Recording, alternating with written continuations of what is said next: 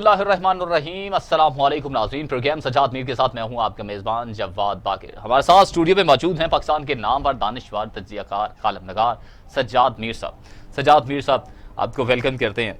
सज्जाद मीर साहब, वज़ीर आज़म इमरान खान ने गुज़श्ता चंद रोज़ आज भी यानी कि कुछ बयानात उनके सामने आ रहे थे और उन्होंने कुछ पॉइंट्स पर गुफ्तगू की है। वो पॉइंट्स वन बाय वन मैं आपके सामने रखूंगा। सबसे पहले मैं महंगाई पर बात करना चाहूँगा आपके साथ, मगर उसके हवाले से एक कॉलर थी, उन्होंने वज़ीर आज़म से गुफ्तगू जो की है, पहले नाज़रीन को वो सुनवा दूँ फिर मैं आपकी तरफ आता हूँ। जी प्ले कीजिएगा। महंगाई के बारे में बात करना चाहती हूँ कि महंगाई जो है वो दिन ब दिन बढ़ती जा रही है और गुजारा मुश्किल हो रहा है।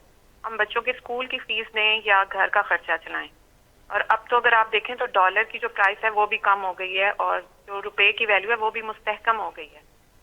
और दूसरी बात यह कि अब तो रमजानुल मुबारक भी आ रहा है, लेकिन जो है बेसिक कमोडिटीज की प्राइस बिल्कुल कम नहीं हो रही है। तो खुदारा आप अपना वादा पूरा करें और महंगाई को कंट्रोल करें।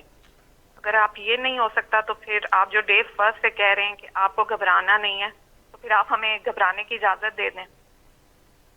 जी अमरीन, बिल्कुल मेरे साहब घबराना नहीं है। 3 माह मजे की खातून है। बड़ी जहानत के साथ उन्होंने बात की है कि आपने तो हमें कहा था घबराना नहीं, अब घबराने की इजाजत दे दो। इजाजत मांग रही है बड़े हम्बल तरीके से। कर सकते हैं वो तो तंजन एक अंदाज में, बड़े स्मूथ अंदाज में, कोई उसमें तलखी नहीं शो की उन्होंने। लेकिन बात यह है कि इस पर जवाब में भी इमरान खान ने कहा कि हम कर रहे हैं, आप देखेंगे महंगाई खत्म हो रही है, ये है वो हो रही है।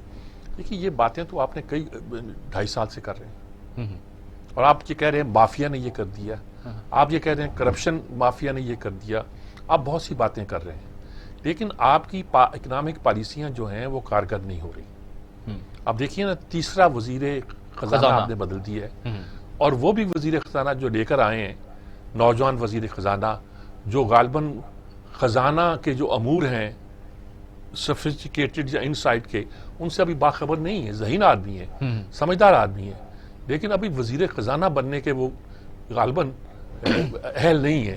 अंडर 19 कहा शायद उसे शायद खान अब्बासी ने। मियाँ अजहर के बेटे हैं और वो अच्छे बोलते हैं, बात करते। अब उन्होंने शौकत तरीन को दे दिया। शौकत तरीन भले आदमी है, उन्होंने बैंक हबीब बैंक को रिवाइव किया था, उनके क्रेडिट पे है, फिर उन्होंने अपना एक बैंक बनाया। उसके अलावा वो वजीर खजाना भी रहे, मामला को जानते हैं। लेकिन आप मईशत को आप किस तरफ लेके जाएंगे? शौकत तरीन की बात सुन लीजिए, उन्होंने आते कह दिया आपने मईशत तबाह कर दी है। IMF के पास जो वो शराइत हमें पेश ना करता, आपने पहले मान ली थी। और रिजल्ट क्या है? रिजल्ट क्या है कि मईशत तबाह हो गई। लफ्ज इस्तेमाल किया उन्होंने, तबाह का इस्तेमाल किया। वो आके क्या करेंगे बेचारे? आप देखिए, बात बड़ी सिंपल है। आज अगर चीनी में गन्ना 180 रुपए का था, 190 रुपए का था मन, आज सुना है कीमत तो उन्होंने 200 ही मुकर्रर की हुई थी शायद, लेकिन जो वो कहते हैं हमारी इंडस्ट्री के लोग कि 269 या 270 रुपीज में उनको पड़ा है एवरेज पे। यानी गन्ना जो मार्केट में मिल नहीं रहा। सही। जरिए जिनास की कीमतें बढ़ गई हैं आपकी। गंदम आप खरीदना चाहते हैं 1800 पे और बाहर से 2400 की मंगा रहे हैं। चीनी आप खरीदना चाहते हैं कहते हैं 80 की एक्स बिल प्राइस हो, 80 की आपको बाहर से नहीं मिलती है, इंडिया से दोस्ती करने की सोच रहे हैं आप। ये सारी बातें जो हैं ये बताती हैं कि मईशत आपके काबू में उसी दिन आना बंद होगी थी जब आपने इंटरेस्ट रेट 13% कर दिया था और डॉलर की कीमत 165 पे ले गए थे। ये छोटे जराइम नहीं है आपके। अब अगर वो पीछे आ भी रही हैं तो आपकी मईशत को सहारा नहीं दे पा रही। आपके रिजर्व बढ़ गए तो मैं उन रिजर्व को चाटूं? गरीब आदमी क्या करे उन रिजर्व का? हमें ज्वाइन किया है तज्जियाकार इफ्तिखार अहमद साहब ने, हमारे साथ लाइन पर मौजूद है। जी इफ्तिखार साहब के साथ तो और बहुत सी बातें करनी है। आपने पहला सवाल ही सिर्फ वही कर दिया, महंगाई का, कुछ महंगाई का छोड़े और वो बाकी सवाल क्या? अदलिया के हवाले से वजीर आजम साहब ने बात की, अदलिया मदद करे और उन्होंने तब्दीली का जिक्र किया है। जी अस्सलाम वालेकुम इफ्तिखार साहब। वालेकुम सलाम सर। कल वजीर आजम ने वो खिताब किया कौम से। वैसे तो ये किताब अयूब खान ने इसका रवाज डाला था क्योंकि वो पार्लियामेंट में नहीं बोला करते या बोल नहीं सकते थे, तो सदारती सिस्टम में होता है कि वो आवाम से आकर वो उस जमाने रेडियो से खिताब करते थे। आपको क्या लग रहा है इस वक्त? उन्होंने बहुत सी बातें की है कि मैं रोज जागता हूँ, अब तब्दीली आ गई है, खूनी इनकलाब जो होता है यहाँ वो दूसरा इनकलाब जो मैं लाना चाह रहा हूँ वो इनकलाब जमहूरी इनकलाब है और इससे इनका लाजमी है कि अदालतें भी साथ दें। हमने कहा था कि नवाज शरीफ से 7 अरब रुपए का कितने का वो बॉन्ड मांगा जाए, आपने वैसे जाने दिया अदालतों ने, अदालतों पर भी इल्जाम लगा रहे हैं माफी। क्या आपको क्या लग रहा है इस सारी सूरत क्या क्या कह रही है आपको? देखिए सर, वो बहुत क्लियर हैं अपना इमरान खान साहब, और असल में क्लियर हम नहीं है। ठीक। जब इलेक्शन कमीशन के इस्तीफा मांगा था उन्होंने, मुझे तो बहुत बात क्लियर नजर आ गई है कि हर अदारे को वो अपने मातहत अदारा समझते हैं, ठीक है, जाती तौर पर। जब आपका तस्वर हुक्मरानी ये हो जाए तो फिर आप बहुत से ऐसी बातें कहते हैं जिसका जवाब नहीं। मसलन ये बात जो अदलिया के बारे में है, आज मैंने किसी एक प्रोग्राम में सवाल उठाया है कि जब प्राइम मिनिस्टर पाकिस्तान का अदलिया के बारे में ऐसा रवैया रखेगा तो जो लाखों लिटिगेंट्स हैं उनका रवैया पर क्या होगा? ठीक है, उनका जो अदलिया पे इत्मीनान है, जो भरोसा है, वो उसकी गारंटी पे कौन देगा? यही बहुत बेसिक क्वेश्चन है। मतलब उस अदलिया के बारे में आप ये बात कर रहे हैं जो सजाए मौत देती है, जिसके फैसलों पर लोगों को फांसी पर लटकाया जाता है, जिसके फैसलों पर लोग जिंदगी भर जेलों में रहते हैं, ठीक बात, और जिसके फैसलों पर अरबों रुपए की प्रॉपर्टी इधर से उधर दे दी जाती है। अगर आप उनके फैसलों को, आप उन पर ऐसा दबाव डालें कि वो उन्होंने फैसला किया एक आदमी की बेल के मामले में, उसको बाहर भेजने के मामले में, ये अदालत का फैसला था। अगर प्राइम मिनिस्टर ऑफ पाकिस्तान उस अदालती फैसले को नहीं मानता और समझता है कि जो इंसाफ वो करना चाहता है उसके राह में वो अदालती फैसला रुकावट है, तो मुझे इस सवाल का जवाब चाहिए कि और क्या हो सकता है अदालतों की तौहीन करने का तरीकाकार। एक, और फिर उस अदालतों पर आम आदमी का एतमाद कैसे रह जाएगा जब इस मुल्क के वज़ीर आज़म को नहीं है। दूसरी बात वो इनकलाब, और जो दूसरी बात है पर्ची और बर्छी वाली, शुक्र है कि उन्होंने बर्छी की बात नहीं की। असल में इनकलाब फ्रांस को ये लोग समझते हैं रोमांटिसिज्म की वजह से, रोमानियत उसमें नजर आती है इनको। इनकलाब फ्रांस 9-9.25 साल के ऊपर मुहित है, ठीक है, उसमें जो हुआ और जो अंजाम हुआ, हाँ बिल्कुल, जो हुआ सर, ये 9 साल से ज्यादा के अरसे में चलता रहा, और मुख्तलिफ जिस आप कह रहे हैं फेजेज हैं, भाई उस फेजेज को तो पढ़ लो, उसको तो समझने की कोशिश करो। क्या मेरी फेडरेशन उन फेजेज में से गुजर सकती? क्या हम उस किस्म के मामलात में से गुजरने के बाद इकट्ठे रह सकेंगे? देखिए, कुछ काफी बुनियादी सवाल हैं। ठीक है, आप करप्शन की खात्मा करना चाहते होंगे, ख्वाहिश है आपकी, लेकिन उस करप्शन के खात्मे के लिए आज ही मैंने एक सवाल किया एक सेनेटर से कि क्या तुमने नैब का कानून पढ़ा है? उसने मदद की कि मैं अभी नया सेनेटर बना, इसलिए मैंने नहीं पढ़ा। मैंने कहा मुझे ये बताओ कि इतने आर्टिकल्स जो हैं, जो नैब ऑर्डिनेंस हैं, मैंने कहा उसमें कौन सी ताकत नहीं है उस इन्वेस्टिगेटिंग एजेंसी के पास जो तुम और पावर किसी चीज की देना चाहते हो या और पावर प्राइम मिनिस्टर से मांगना चाहते हैं। नैब का सर आप कानून पढ़ लें। तमाम लोग जो सुन रहे हैं, मैं उनसे गुजारिश करूंगा कि नैब का प्रिंट आउट निकालें, कानून पढ़ लें। इससे ज्यादा ताकत कभी मार्शल आर्ट के पास नहीं थी। ठीक है, मार्शल एडमिनिस्ट्रेटर के पास भी इतनी ताकत और पावर नहीं थी जितनी नैब के पास है, जो तफ्तीशी इदारा है। इससे ज्यादा और क्या चाहते हैं जमहूरी मुल्क के अंदर लोग, मेरी समझ से बात। एक दूसरा, चंद अफराद, खानदान या ग्रोह के खिलाफ एक जब आपका रवैया ऐसा हो जाए, तो अगर आपकी नीयत नेक भी हो तो उसकी जो शक उसमें जो पैदा होता है उसकी वजह आप खुद है। मतलब आप अफराद के खिलाफ हैं, आप करप्शन के खिलाफ नहीं है, आप अफराद के खिलाफ हो जाते हैं। जब आप अफराद के खिलाफ हो जाते हैं तो फिर लोग तकसीम हो जाते हैं। लोग फिर अपने फैसले खुद करने के आदी हैं। वो जो आपके साथ है वो आपके साथ हैं, वो आपके साथ जो आप कहते हैं हाँ उसमें हाँ में हाँ मिलाते हैं। मसला आपने कहा कि अयूब खान भी ये बात करता था रेडियो पे आके, मैंने भी आगे ये समझाने की कोशिश की है पीटीआई के एक दोस्त को, ये नई बात नहीं है। वो मुझे तासदीन कह रहे शायद ये बहुत बड़ी कोई इंकलाबी अमल शुरू कर दिया कि प्राइम मिनिस्टर ने टेलीफोन पे आके कॉल देनी शुरू कर दी। जब हम हिस्ट्री को नहीं मानते, हम हिस्ट्री में बिलीव ही नहीं करते, हम किसी को समझते कुछ नहीं है, फिर यही होगा जो हो रहा है। ये जो कुछ भी प्राइम मिनिस्टर ने कहा है बिल्कुल सही कहा है, ये उसके दिल की आवाज है। अब उसके दिल की आवाज को कौन पूरा करे? फौज आके पूरा करे एक मार्शल लगा के, लेकिन अगर फौज आएगी तो फिर वो नहीं होगा। ठीक है, तो वो नहीं होगा ना, या तो फौज मार्शल लगा ले। अगर इस जमहूरी नाम नेहाज जमहूरी प्रोसेस में चलना है तो उसमें तो फिर पार्लियामेंट अगर ये कवानीन बदलना चाहते हैं और इससे भी ज्यादा सख्त कवानीन लाना चाहते हैं तो उसके लिए पार्लियामेंट में जाएं और मंजूर करवाएं और कर ले, फिर उनका हक बनता है। इसके दरमियान जो खुदा के वास्ते जो कंफ्यूजन फैलाया जा रहा है इसको बंद कर दें, माजी में से बाहर निकल आए और मुस्तकबिल की बात करें। माजी में बहुत रह चुके हैं। बिल्कुल ठीक बात। अच्छा, एक बार महंगाई के बारे में कहा कि महंगाई तो खत्म हो रही है, हम ला रहे हैं, और 2.5 साल के बाद कुछ पता नहीं क्या क्या वो ऐसा नहीं। इसकी महंगाई के बारे में मैं गालिबन उनके नजदीक हूँ, उनकी सोच के। सर, महंगाई सूबाई सब्जेक्ट है ज्यादा। ये जो चने की दाल महंगी हो गई है, या आटा महंगा हो गया, या चीनी महंगी हो गया, मुर्गी का गोश्त नहीं मिल रहा, बकरे का गोश्त नहीं मिल रहा, फल महंगे हो गए, फ्रूट, ये सूबाई सब्जेक्ट। इसके तमाम अख्तियारात सूबों के पास। अगर सूबे अपने अख्तियारात का सही इस्तेमाल नहीं करते, तमाम लफ्ज में तमाम सूबों का इस्तेमाल कर रहा हूँ, अगर सूबे अपने इख्तियारात का सही इस्तेमाल नहीं करते और वो गवर्नेंस उनकी भी नाकाम हो चुकी है और पूरा गवर्नेंस का जो ढांचा है ये बसीदा हो चुका है, तो ये बहुत ही खौफनाक सूरत हाल है। अच्छा, सिर्फ ये महंगाई काबू करने की काम है सूबों का, सिवाय वहां पे यहाँ पे वफाकी सब्जेक्ट में आते हो। मसलन जो पेट्रोल की कीमत है, जो आपका बिजली के कीमतों में इजाफा है, आप इस हद तक वफाकी जो लोग हैं उनको मुर्दे जाम चढ़ा सकते हैं। लेकिन सूबों में जो भला किराया क्यों ना हो, भला कोई चीज भी जो खराबी की वजह है वो सूबाई हुकूमतों की नायबी है। अगर खान साहब आप कास्ट ऑफ प्रोडक्शन बढ़ा दें, और अगर आपने बड़ा अच्छा सवाल किया, I am grateful to you, मैं आपका बहुत शुक्रगुजार हूँ। सर, कॉस्ट ऑफ प्रोडक्शन के बारे में हमारे जो एग्रीकल्चर का महकमा है वो आप उसकी वेबसाइट पे चले जाएं, हर चीज की कॉस्ट ऑफ प्रोडक्शन उन्होंने निकाल के आपको सामने रखी है कि एक हल चलाओगे तो कितने पैसे लगेंगे, अगर 1 घंटा ट्यूबवेल चलाओगे तो पानी कितना आएगा, उस पानी की कॉस्ट क्या होगी, जो आप बीज बोगे उसकी कीमत क्या है, फलानी कीमत क्या है, खाद की कीमत क्या है, जो पैदावार होगी उसकी कीमत क्या है, उसमें 25% आपका प्रॉफिट क्या है, उसके बाद वो प्राइस निकालते हैं। मैकेनिज्म मुकम्मल था है, असल में मसला आ गया है उसकी इम्प्लीमेंटेशन का।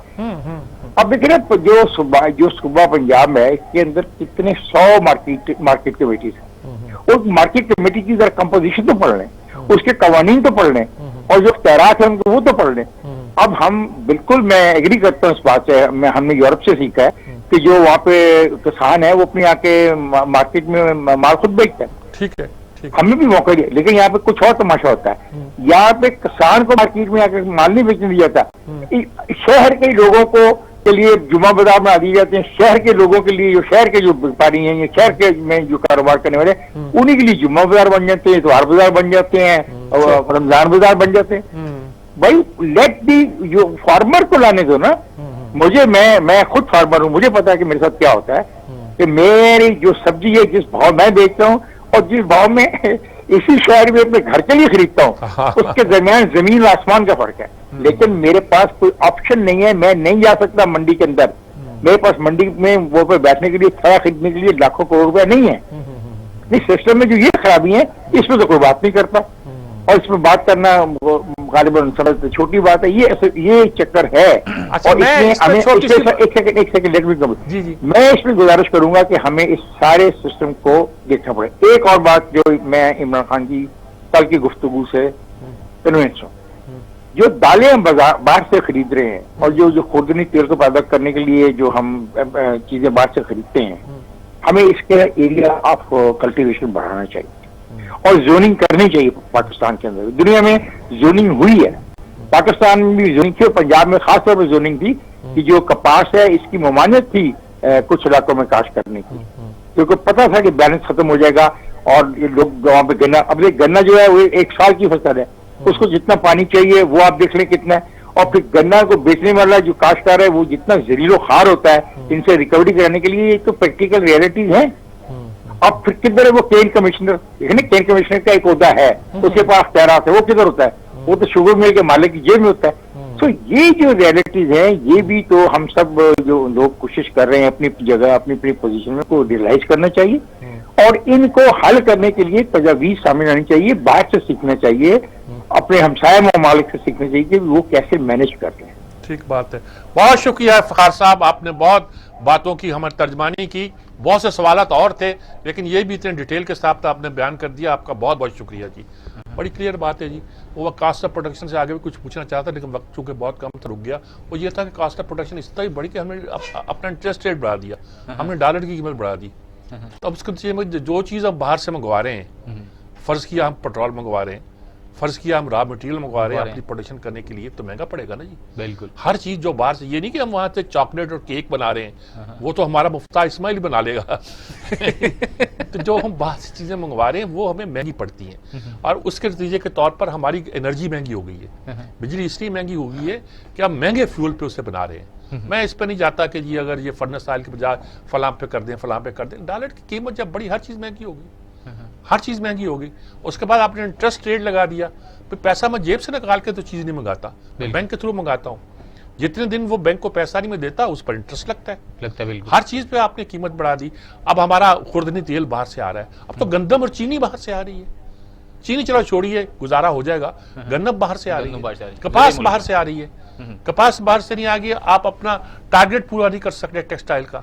हम नंबर 1 थे दुनिया में, कोई मजाक नहीं है यार। हम टेक्सटाइल में बहुत सेल्फ सफिशिएंट थे। 1,40,00,000 बेलें पैदा होती थी, अब हम 70 लाख कर रहे हैं। क्या कैसे चलेगा? हमारी मिलें खड़ी हो जाएंगी। मिलें खड़ी होने की वजह यह नहीं थी, एक तो हमने प्रोडक्शन कम थी, दूसरी ये कि हमारे पास एनर्जी नहीं थी। आपको एनर्जी मिल गई है, बनी बनाई मिल गई है, आपको लॉजिस्टिक का बेहतर निजाम मिल गया है, आप इसको आगे बढ़ाएं। किसानों को हम ये कर देंगे, भाई बनाओ ना प्लान। इस बार तो गंदम की पूरी फसल आपने बुझवाई है, आपने बोई है। अगर उसमें कमी आ रही है तो उसमें कुछ जिम्मेदार आप भी हैं। आपने किस भाव पे दिया उन्हें खाद, आपने पानी उनको वाफर मकदार में दिया, आपने जोनिंग की, जैसे कि इफ्तिखार साहब कहते हैं। ये सारी वो बातें जो सोचने वाली हैं। किसानों के हवाले से एक पूरी यानी कि अलग से एक टॉपिक है, हमारे पास स्टोरी भी है। स्पीकर साहब भी बोल रहे हैं, गुलाम सरवर साहब भी उस पर बोल रहे हैं, यानी कि वो अपनों से ही नाला नजर आए हैं। मगर वो जो अदलिया पे बात की है वजीर आजम साहब ने, उसको कैसे देखते हैं आप कि अदलिया के बारे में देखो, बात ये कि करप्शन के बारे में इज टू मच। ये कहा जी कि मैंने पहले पिछले कहा जी ये इलेक्शन कमीशन ने क्यों जाके कहा सुप्रीम कोर्ट में रिजाइन दे दे, मुस्ताफी हो जाए। नहीं, उन्होंने कहा कि क्यों कहा सुप्रीम कोर्ट में जाकर कि हम इस तरह नहीं कर सकते, हम जो हम नहीं कर सकते। आइन, उन्होंने पूछा आइन इजाजत देता, उन्होंने कहा नहीं, आइन में तब्दीली कर लो, हम कर लेंगे। कौन सी गलत बात कही? आप आमने मुतलक नहीं है कि जो आपकी ख्वाहिश पूरी हो। और ऐसे ऐसे आमने मुतलक हुए हैं इस दुनिया में जिनकी बातों पे अमल करके कौमें तबाह हो गई हैं। बड़े कम लोग आते हैं जो विजनरी होते हैं। आपको ख्याल है कि आप हर चीज में विजनरी, इसका कोई इलाज नहीं है हमारे पास, कौम के पास। आप जो कॉन्सेप्ट लेके आते हैं, आप सोचते हैं कि नाकाम होता है। आपका तो अभी क्रिकेट में नहीं चल पा रहा सिस्टम जो आपने बनाया हुआ है, बाकी तो को आप क्या सोचेंगे? तो ये जो सूरत है कि आप कोर्ट के पास, भाई कोर्ट ही थोड़ा सा रिलीफ दे रहा है। कोर्ट को पर इतना दबाव डाला हुआ है कि कोर्ट को इससे 10 गुना ज्यादा रिलीफ देना चाहिए। ये जितने लोग बिला वजह जेलों में पड़े घर सड़ रहे हैं और छोटी छोटी बैरकों में, पाकिस्तान के ह्यूमन राइट्स के कवानीन और दूसरे कवानीन इस बात पर मजबूर करते हैं कोर्ट्स को कि वो उनको रिलीफ दें। आप रिलीफ देते हैं, वो कहते हैं जी वो तो डील हो गई, वो शुरू कर देते हैं डील हो गई।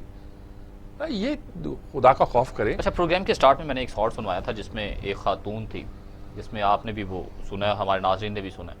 इसको वाइंड अप करना चाह रहा हूँ मैं। सिर्फ आखिर में ब्रेक पर जाने से पहले ये आपसे पूछना चाहता हूँ कि अब हमें ये तमाम चीज़ों को देखते हुए घबराना चाहिए कि नहीं घबराना चाहिए? देखो, घबराओ तो अभी बिल्कुल कि वो एक यूनाइटेड इंडिया में एक गोलकीपर था यूपी का किसी जिले का वगैरह का होगा, यूपी की टीम का था। उसे त्रिमिरी सिंह कहते थे, पता नहीं क्या। जब बाल उसके पास आती थी ना, तो उसका गोलकीपर जो था ना, उसकी टांगे कांपने लगती थी। वो अपने गोल में उछलना शुरू कर देता था कि ये कम वक्त बाल लेके अपने ही गोल पे आ जाएगा। अपने ही गोल की तरफ आ जाएगा। त्रिमिरी सिंह जो है। मुझे ब्रेक पर जाना जी। ब्रेक से जब लौट कर आएंगे तो आगे गुफ्तगू बढ़ाएंगे। पीडीएम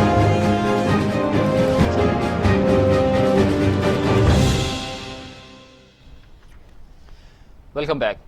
मीर साहब, पीडीएम शोकॉज नोटिस दे दिया है पीपल्स पार्टी को, मगर अभी तक वो नहीं दे रही, जवाब नहीं दे पा रही पीपल्स पार्टी। क्या वजह है? ये जवाब तो वो क्या देंगे, जवाब उनको देना भी नहीं चाहिए। इसलिए ये बात ये है कि कुछ जमातों को नोटिस नहीं मिला करते, और अगर इत्तेहाद होता है तो इत्तेहाद इस तरह नोटिस जारी नहीं करते।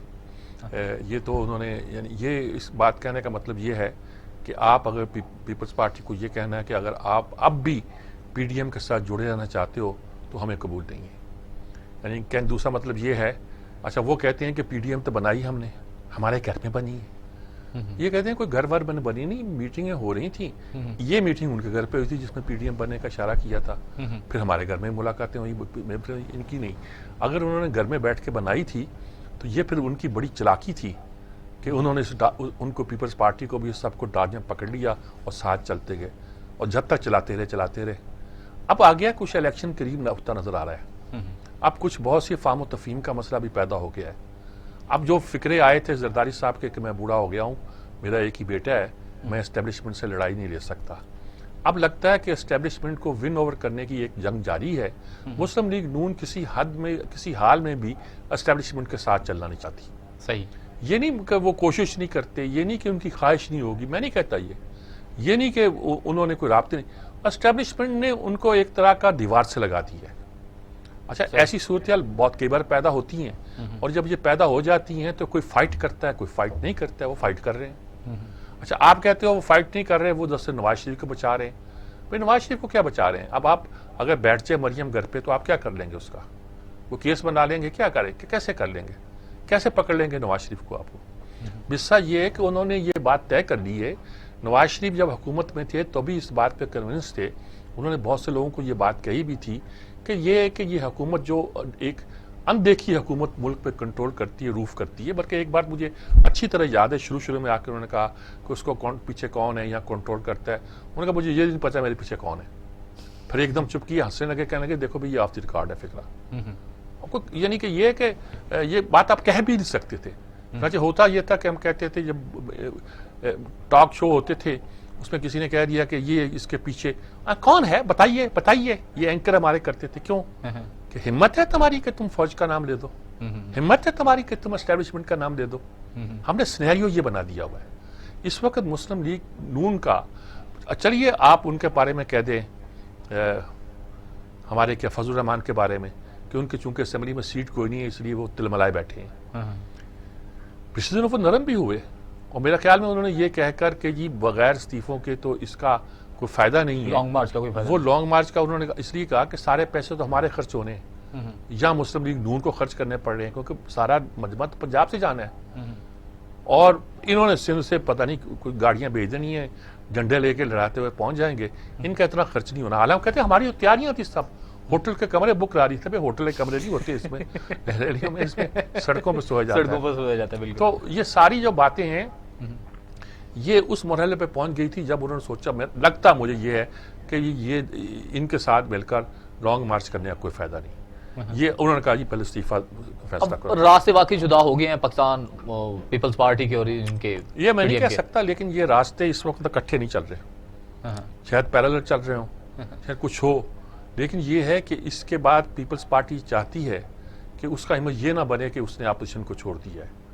और मुस्लिम लीग और ये पार्टियां तो गोया इस बात पर डटी हुई हैं कि चूंकि हम डटे हुए हैं मैदान में तो हमारा इमेज यही रहेगा, और हम अपना बोल भी ऊंचा कर लेंगे, हम एस्टेब्लिशमेंट के खिलाफ भी बोल देंगे, हम और भी कर देंगे, लोगों को कन्विंस कर देंगे असल अपोजिशन हम में। और इसमें अगर कोई कमाई करना चाहते हैं, भाई अगर ये है कि हम करते हैं, वो कहते हैं अच्छा अब मसला लाइन के जी पंजाब में कर लें no confidence motion, no confidence, भाई पंजाब में आपके 7 नुमाइंदे हैं, कितने हैं कि आप वो कह रहे हैं जी इन्होंने आपने पंजाब में सीटें बांटी, वो कहते हैं हमने क्या बांटी, हमारी 22-23 सीटें ज्यादा थी, हम एक उम्मीदवार पे कुछ लेन देन कर सकते थे, लेकिन हमने डर हुआ कि कहीं हमारे अपने ही उम्मीदवार गलती से वोट न दे दें, हमने अपने उम्मीदवार 5 के 5 कर लिए, बाकी हमने कहा छोड़ विड्रॉ कर लिया। यही वो दूसरे लोगों ने कर लिया। इनको ख्याल था कि हम 7 सीटों पे एक अपना सेंटर निकाल देंगे, वो मुस्लिम लीग काफ को चला गया, बिल्कुल। अच्छा उनको कोई इतराज नहीं था, मुस्लिम लीग नून को काफ को जाए कि पे को जाए कि ते को जाए, सही। शायद पीपल्स पार्टी को जाता तो शायद उनको खुशी ना होती। अब मसला ये है कि ये असल लड़ाई है इलेक्शन की। उस इलेक्शन में पीपल्स पार्टी चाहती है कि पंजाब में उसको कुछ सीटें मिले, अब उस पर पांव रखने की जगह मिले। अच्छा यहीं पर नहीं रुके, बल्कि ओपोजिशन वो सेनेट में भी 2 हिस्सों में बढ़ती नजर आ रही है। इस पर हमें गुफ्तगू करने के लिए ज्वाइन किया सालिक मजीद साहब ने। जी सालिक मजीद साहब हमारे साथ। अस्सलाम वालेकुम सालिक मजीद साहब, क्या हाल है? ठीक ठाक। कैसे हैं? ठीक ठाक हैं जी, आप बताइए। आज देखिए सेनेट में बड़ा एक लतीफा हो गया कि अपोजिशन लीडर तो बन गया था, अब उधर दूसरी तरफ से उन्होंने भी कह दिया मुस्लिम लीग वालों ने कि हमारी सीट अलग कर दें। क्या आपको ये सियासत क्या नजर आ रही है? आप कराची में बैठे हुए, पीपल्स पार्टी का पॉइंट ऑफ व्यू भी आपको अच्छा मालूम है और मुस्लिम लीग के आप बहुत करीब रहे हैं, उनका भी पॉइंट ऑफ व्यू आपको क्या लग रहा है? देखिए मीर साहब, फ्रैंकली स्पीकिंग के पीडीएम में अभी तक सबने जो वो विन विन पोजीशन की सियासत की है। विन विन पोजीशन की सियासत जब हम बात करते हैं तो कुछ लोग जो है वो सवाल उठाते हैं कि कैसे, तो जो यहाँ पे चीजें जेर बहस आती हैं मैं आपको बताने की कोशिश करता हूँ कि अगर आप देखें मियां नवाज शरीफ साहब की इस वक्त की सियासत, पहले तो मुस्लिम लीग के हवाले से देख लें कि खुद वो बाहर बैठे हुए हैं, जेल में नहीं है पहली बात, और उनकी साहबजादी भी जो है वो भी जेल में नहीं है, बाहर हैं। और अब उनका जाहिर है कि फैमिली का जो अगला कंपोनेंट है शहबाज शरीफ साहब बड़े मुश्किल वक्त में हैं, लेकिन उनका बेटा जो है वो बाहर आ चुका है, हमजा। तो मुस्लिम लीग भी इन सारी चीजों पे अगर देखा जाए तो रिलीफ हासिल करके आगे बढ़ रही है। और पीपल्स पार्टी हुकूमत में है, उसकी तो 5 उंगलियां आप कह सकते हैं कि जी में सर कड़ाई में जरदारी साहब का, और वो अपना वज़ीर आला भी लेके बैठे हुए हैं। उनके पास 1000 अरब रुपए का बजट सिंध का है, उसके अलावा बहुत सारी फंडिंग है वर्ल्ड बैंक की और बहुत सारे प्रोजेक्ट्स की। तो यहाँ पे उनके मामला बहुत अच्छे तरीके से उनकी पार्टी जो है वो चला रही है। और अब चूंकि नाज़मीन भी नहीं है, बल्दियाती इलेक्शन नहीं हुए तो जितने भी कराची से लेके लाड़काना तक उन्होंने एडमिनिस्ट्रेटर लगाए हुए हैं वो सारे उनकी मर्जी से और उनकी मंजूरी से लगे हुए हैं। तो बहुत सारे मामलात में वो तो कंफर्ट जोन में हैं। अब उनके जो मुकदमात थे उन पे उनको रिलीफ मिल रहा है, या उनके ऊपर जो तलवारें लटकी हुई हैं कि स्विस अकाउंट और दीगर मुकदमात को दोबारा खोला जा सकता है, तो ये ऐसे मामलात हैं जिसपे शायद वो ताकतवर हल्कों के साथ मजीद लड़ाई लड़ने के मूड में नहीं है। वो हमेशा इशारों तनायों में कहते हैं कि जी मेरा डोमिसाइल मेरी राह में रुकावट है, मतलब वो सिंध कार्ड भी साथ साथ जो है वो खेल जाते हैं। और वो ये कह जाते हैं कि जी नवाज शरीफ के डोमिसाइल में और मेरे डोमिसाइल में फर्क है, इसलिए जो लड़ाई नवाज शरीफ लड़ रहे हैं मैं वो नहीं लड़ना चाहता, और अगर लड़नी है तो फिर वापिस आए और फिर यहाँ बैठ के सारे मिलकर लड़ें। तो उनका जो मौकफ है वो तो इस लिहाज से ठीक है कि जी अगर आपने लड़ना है तो फिर इकट्ठे आए और इकट्ठे जेलों में चलें। और जहां तक बात है कि जी हमने पीछे हट गए पीपल्स पार्टी वाले पीडीएम से, तो अब उन्होंने सवालात उठाने शुरू कर दिए हैं कि जी जब पंजाब में सेनेट के इलेक्शन में आप लोगों ने बिला मुकाबला सारा मामला तय कर लिया, तो इसका मतलब है कि पीपल्स पार्टी ने तो सिर्फ इत्तेहाद नहीं किया पीटीआई से या एस्टेब्लिशमेंट से, मुस्लिम लीग नून ने भी पंजाब की हद तक तो सेनेट के इलेक्शन में पीटीआई से हाथ मिलाया है, जब भी तो बिला मुकाबला लोग आए थे ना सारे, और सबके लोग आ गए थे। तो इसका मतलब है कि पीपल्स पार्टी और मुस्लिम लीग दोनों अपनी अपनी सतह पर रिलीफ ले रहे हैं पीडीएम में रहते हुए। अब रह गए मौलाना फजलुर रहमान साहब। तो मौलाना फजलुर रहमान साहब तो 2013 के इलेक्शन में आउट हो गए थे और वो असेंबलियों में और सेनेट में जाना नहीं चाहते थे, और वो कहते थे कि हलफ ही ना लें, और फिर उसके बाद उन्होंने कहा कि इस्तीफे दें। लेकिन उन्हें पीडीएम की सरबराही तो मिली ना, तो इस लिहाज से एक छोटी पार्टी होने के बावजूद, पार्लियामेंट से बाहर होने के बावजूद उनके पास ऑपोजिशन के सबसे बड़े इत्तेहाद की सरबराही थी है। तो इसका मतलब है कि उनकी भी विन विन पोजीशन तो है कि गवर्नमेंट उनको वेटेज दे रही है, गवर्नमेंट को पता है कि जिस वक्त ऑपोजिशन की जो भी इत्तेहाद की क़यादत है वो मौलाना फजलुर रहमान के पास है, और स्ट्रीट पावर भी उनके पास है, और उनके पास वो जमातें भी हैं।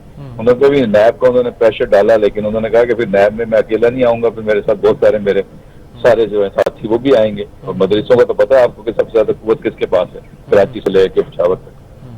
तो पीडीएम की सियासत में सब पार्टियां अपनी विन विन पोजीशन के साथ सियासत कर रही हैं, हुकूमत के ऊपर दबाव बढ़ा रही हैं। पार्टियों के अंदर ये अंडरस्टैंडिंग भी है कि जी पीटीआई को और ज्यादा वक्त दें। पीटीआई खुद अपने मैंडेट के बोझ तले आई हुई है, अपने वादों के बोझ तले आई हुई है। अवाम को जब महंगाई और जब मसाइल से रिलीफ नहीं मिलेगा तो हुकूमत से वो बदजन होंगे, और हुकूमत और पीटीआई की जो सियासी मकबूलियत का ग्राफ है वो नीचे आएगा जितना इनको वक्त मिलेगा। और बल्दियाती इलेक्शन फिलहाल हो नहीं रहे हैं, अगर होंगे तो उसमें पता चल जाएगा। ज़िमनी इलेक्शन में हमने डस्का के जैसे इलेक्शन से सूरत देख ली। इसका मतलब है कि कोई इंटरनेशनल मामलात में, कुछ लोकल मामलात में मामलात जो है वो अपोजिशन जमातों की तरफ भी, ताकतवर हल्कों की तरफ से ग्रीन सिग्नल मिले हैं, जिसके बाद इलेक्शन कमीशन ने भी जान पकड़ी है और वो मुख्तलिफ अंदाज में नजर आया है, तो उससे हौसला मिलता है अपोजिशन जमातों को भी। तो ओवरऑल सियासत ऐसी है कि अगर मरियम पाकिस्तान में रहती हैं तो फिर तो हुकूमत के लिए मसाइल हैं, वरना जिस तरह जनरल मुशर्रफ के दौर में बेनजीर बाहर थी और नवाज शरीफ को भी बाहर भेज दिया गया था, तो बड़े आराम से उन्होंने हुकूमत चला ली थी। मसला उस वक्त शुरू हुआ था जब बेनजीर ने वतन वापस आने का फैसला किया था, और उससे पहले नवाज शरीफ साहब और शहबाज शरीफ वापस आए थे, इनको वापस भेज दिया था सऊदी अरब।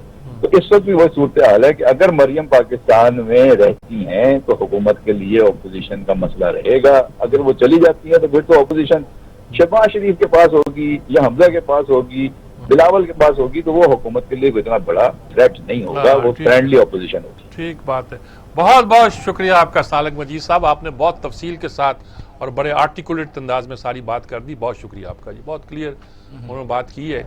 अब इसका दूसरा वर्जन भी हो सकता है, दूसरा पॉइंट ऑफ व्यू हो सकता है, लेकिन ये जो पार्टियां समझती हैं कि वो अपोजिशन भी कर रही हैं और अपनी अपनी कॉन्स्टिट्यूंसी को मजबूत भी कर रही हैं, अपने अपने हल्का असर को, अपने वोट बैंक को मजबूत कर रही हैं, तो उन्हें करने दें। बहरहाल वक्त आएगा तो पता चलेगा कौन किसके पास क्या ताकत है, कितनी पीपल्स ताकत पार्टी है। वाकई फ्रेंडली ऑपोजिशन में चली गई है।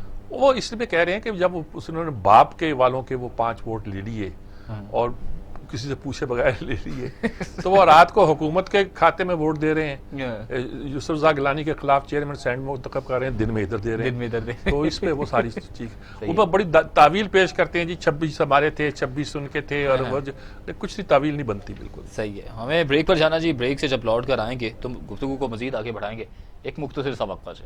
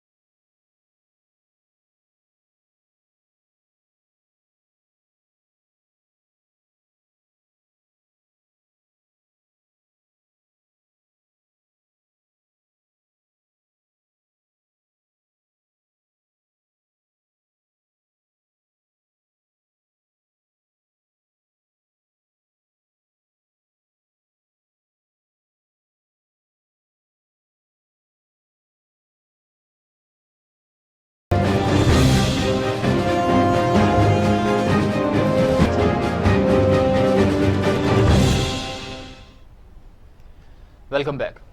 मीर साहब, एक तो इत्तेहादी यानी कि परवेज़ इलाही साहब और दूसरे गुलाम सरवर साहब, वो बरस पड़े हैं अपनी हुकूमत पर किसानों के लिए। वो कहते हैं कि आखिरकार कर क्या रहे हैं। कहते हैं बाहर से इम्पोर्टेड गंदम मंगवा लेते हैं 2400 रुपये, और जबकि पाकिस्तान के जो किसान हैं उनसे आप 1800 रुपये मुख्तस कर देते हैं। जबकि वज़ीर आला साहब जो हैं, स्पीकर साहब ने तो वाज़ेह तौर पर कह दिया कि बारदाना तक नहीं मिल रहा किसानों के। असल में पंजाब में हमेशा ये प्रॉब्लम रहा है कि जब गंदम का सीजन आता है, हुकूमत ने खरीदनी होती है, तो सबसे बड़ा मसला बारदाने का ही होता है। बारदाने का होता है। बोरियां यार, बारदाना क्या, बोरियां ही प्रोवाइड नहीं करते। गंदम क्या वो उठा के छाबों में लेकर आएंगे क्या, कैसे देंगे आपको?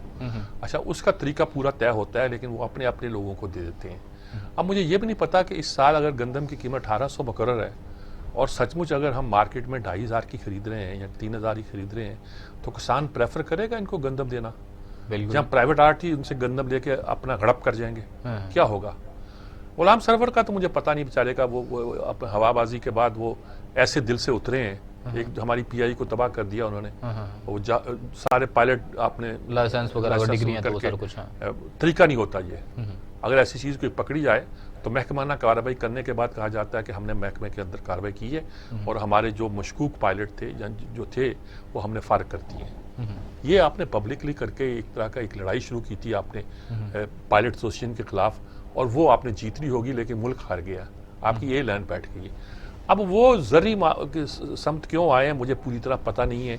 उनकी बैकग्राउंड ऐसी जरी होगी, ठीक है, जैसी भी होगी, लेकिन ये बात दुरुस्त है कि पाकिस्तान में जो हमारा सियासतदान है, पंजाब में ख़ास तौर पर शरीफों के आने के बाद सियासत जो है वो शहरी अशराफिया के पास आ गई है। पहले हमारे यहाँ फ्यूडल होता था, वो भी बड़े मसाइल पैदा करता था। अब शहरी अशराफिया के आने के बाद इस बात की तवक्को थी कि जो एक साइंटिफिक अंदाज में जो है ज़राअत को आगे बढ़ाया जाएगा। अब ये ज़्यादा से ज़्यादा ये कर देते हैं कि कपास की उसकी खाद की कीमत कम कर देते हैं, पानी का बंदोबस्त देखते हैं और बहुत सी चीज़ें हैं, लेकिन नए बीज बनाना, नए स्कीमें बनाना, तज़किए करना, पानी का देने का नया सिस्टम तैयार करना, ये जो डेवलपमेंट होनी चाहिए थी, ये हमारे यहाँ नहीं हो रही, जिसका रिजल्ट है कि इस पर गंदम जो हमारे यहाँ 1,40,00,000 तक पैदा होती थी, अब 70 लाख हो रही है। हमारा असर ये है कि हमने पंजाब में कहा है कि हम 50 लाख टन जो है वो खरीद लेंगे गंदम। क्या हम खरीद पाएंगे? सिंध वाले अजीब बादशाह लोग हैं, वो खरीदते नहीं है। हमें ज्वाइन किया जी मरकजी सीनियर वाइस चेयरमैन है किसान इत्तेहाद के मियां फारूक अहमद साहब ने हमारे साथ लाइन पर मौजूद जी। उनसे पूछते हैं, मियां फारूक साहब से पूछते हैं कि वो क्या कहें। अस्सलाम वालेकुम मियां फारूक साहब। जी वालेकुम अस्सलाम। अच्छा जी, बस हम वही कह रहे हैं कि ये सारे हमारे वजीर भी आप कह रहे हैं, गुलाम सरवर ने भी कहा, परवेज़ इलाही तो खैर कह ही रहे हैं, पहले से भी कह रहे हैं कि किसानों को बहुत मुश्किलात हैं, बारदाना नहीं पंजाब में मिल रहा, लोगों को जब गन्ने की फसल आती है तो वहाँ मसाइल पैदा होते हैं कि पैसे नहीं लोगों को मिलते, कपास पे अब ये आता है। क्या नक्शा है आपको? गुजारिश ये है कि आप डिस्कस कर रहे हैं गन्नम और ये कपास की बात कर रहे हैं। मैं आपको आपकी इजाजत से थोड़ा सा आपको जरा इन डिटेल थोड़ा सा बताना चाहता हूँ। बात ये कि बुनियादी जो मसाइल हैं किसान के, वो उनकी तरफ किसी की भी तवज्जो नहीं जाती। It's very unfortunate. गुजारिश ये है कि चलो मैं बाकी सारी चीजें छोड़ देता हूँ। आप जरा देख लीजिए कि हमें खाद किस रेट से मिल रही है, हमारी बिजली का क्या रेट है, हमारी लेबर कहाँ पे पहुंच गई है, हमारे पास सीड नहीं है, पेस्टिसाइड का रेट्स आप देख लें कि 100 गुना को तो बड़ी छोटी सी बात है, मेरा ख्याल है कोई 500 टाइम्स जो है उसको बढ़ाया जा चुका है। और उसके बाद यील्ड का जो मसला है वो अपनी जगह पे कायम है, क्योंकि हमारे यहाँ सीड के ऊपर रिसर्च कोई नहीं है। सीड के हमारे इदारे कुछ भी प्रोड्यूस नहीं कर रहे, सब कुछ हमें इंपोर्ट करना पड़ता है। इतना महंगा सीड लेके इतनी इनपुट्स उसके ऊपर इतनी महंगी हैं कि जब हम एंड ऑफ द डे उसका टोटल करते हैं तो हमारी कास्ट ऑफ प्रोडक्शन कहीं ज्यादा होती है हमारी आमदनी से। ये एक बहुत अनफॉर्चुनेट डिलेमा। अब मैं आपकी गंदम की बात पे आता हूँ कि गंदम लास्ट ईयर में हमसे 1300 रुपए मन जबरदस्ती खरीदी जाके किसानों से, बीज तक कई बेचारों के पास नहीं रखने दिया, सारी उठा के ले गए। और आपके सामने उसका जो हशर हुआ कि 24 रुपए 2400 2500 रुपए मन तक यहाँ पे आप देखें कि सेल हुई। फिर रशिया से उन्होंने किस रेट से इम्पोर्ट की, वो भी आपके सामने सारे फिगर्स हैं। और दूसरा डिलेमा ये है कि आपकी कपास की फसल जो आपको सोना उगलती थी उसके ऊपर आपने तवज्जो हटाई। रिजल्ट ये है कि 1.5 करोड़ बेल से हम घटते घटते हम 50 लाख भी नहीं पूरा कर सके। और आज हम तरस रहे हैं कि जी हमें कपास चाहिए टेक्सटाइल सेक्टर को चलाने के लिए। कभी आप इंडिया के तरफ देखते हैं, कभी आप किसी तरफ देखते हैं। मगर बात तो ये है कि हमारे पास सीड ही नहीं है कपास का, और फिर इस तरह से इसको निगलेक्ट किया गया इस शोबे को कि कोई भी सीड लगाते हैं तो गुलाबी अमेरिकन सुंडी पहले आ जाती है, कोई उसका ट्रीटमेंट नहीं है। तो इस किस्म के ये जो है ये बड़े ग्लेरिंग किस्म के इशू हैं, इनकी तरफ फौरी तौर पे तवज्जो देने की जरूरत थी। अब आप बताएं कि बारदाने का मसला होगा। यस, बारदाना के ये हर साल इसी तरह ही होता है कि बारदाने के लिए लोग लाइनों में मतलब धक्के खाते हैं, और कोई किसान नहीं अब ये बर्दाश्त करता कि उससे आप फिर दोबारा इसी तरह का सलूक करें कि सफाशियों को आप बारदाना दे दें और दूसरे बेचारे जो है वो मुंह देखते रह जाए। और फिर अगर उनके पास कोई चीज बच जाती है तो वो मजबूर होता है, उस बेचारे ने कर्जा पकड़ा होता है, उससे अपने सारे सेटलमेंट्स करनी होती है, तो वो सस्ते दामों बेचता है। और यही गंदम मैं आपको आज मेरी ये एक मेरा हंच है कि मुझे लगता है ये है कि ये गंदम इस दफा फिर 2500 से क्रॉस करे। ओहो, अच्छा, ये मेरी गुजारिश है। अच्छा, बहुत शुक्रिया आपका जी। मैं ज़्यादा सवाल नहीं करता, आपने सारी बात बहुत तफसील के साथ बयान कर दी। हमारे यहाँ ना सीड है, ना पेस्टिसाइड सस्ता है, ना दूसरी चीज़ें हैं जो किसान को चाहिए, ज़रूरत है, जो साइंटिफिक कल्टीवेशन के लिए लाजमी है, कुछ नहीं है। रिजल्ट क्या है? रिजल्ट ये है कि हम एक ज़री मुल्क होने के बावजूद दाने दाने को तरसते हैं, हमारे तार तार को तरसते हैं, ना कपड़ा पैदा करते हैं, ना हम पैदा कर पाते हैं आसानी के साथ लोगों के लिए खुराक। ये अगर होगा तो ये बड़ी ख़तरनाक सूरत हाल है। इसका कोई इलाज इन लोगों इकोनॉमिस्ट के पास नहीं है जो बाहर से मंगवाए हुए हैं। आपको यहाँ ज़री साइंटिस्ट की ज़रूरत है जो बैठ के इन चीज़ों को हल करें। मुझे याद है कि ज़फ़र अल्ताफ़ एक बार जो हमारे पाकिस्तान एग्रीकल्चर रिसर्च काउंसिल के चेयरमैन थे उस वक्त, अल्लाह बख्शे, वो मेरे प्रोग्राम में आए तो उन्होंने कहा मैंने कपास की फ़लाँ किस्म बना दी है, चीन से मंगवाई थी, उसको ये कर दिया, फ़लाँ का फ़लाँ कर दिया, फ़लाँ कुछ भी नहीं हुआ मार्केट में। ये हमारे सारे सीड, सारी पेस्टिसाइड लोकल तैयार होनी चाहिए, ये हमें करने चाहिए। नहीं करेंगे तो हम मार खाएंगे। अच्छा, बिल्कुल लास्ट में एक पॉइंट ऑफ व्यू लेना चाहूँगा क्योंकि वक्त बड़ा शॉर्ट है। पाकिस्तान को रेड लिस्ट कर दिया गया बरतानिया की जानिब से। अब ये कोविड की वजह से वाकई किया गया? अगर कोविड की वजह से नहीं किया तो कोविड की वजह से, लेकिन ये फिर भारत की इसलिए भी कि हम कमज़ोर लोग हैं। वो किसी ने अच्छा कहा, उनके पार्लियामेंटेरियन कह रहे हैं कि ये जो जर्मनी का जो कोरोना के बारे में सिचुएशन है वो हमसे बुरी है, इंडिया की बुरी है, लेकिन पाकिस्तान को टारगेट किया गया है। क्यों किया गया है?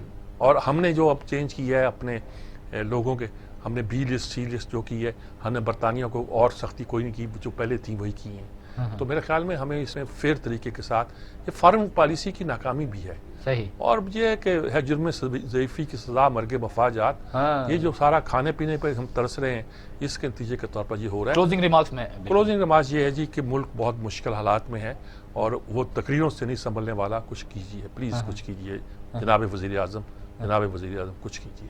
सही, बहुत शुक्रिया सजाद मीर साहब आपका। प्रोग्राम का वक्त अपने इख्तिताम को पहुंचा। अपने मेज़बान जवाद बाकी को दीजिए इजाज़त। अल्लाह ने के बाद।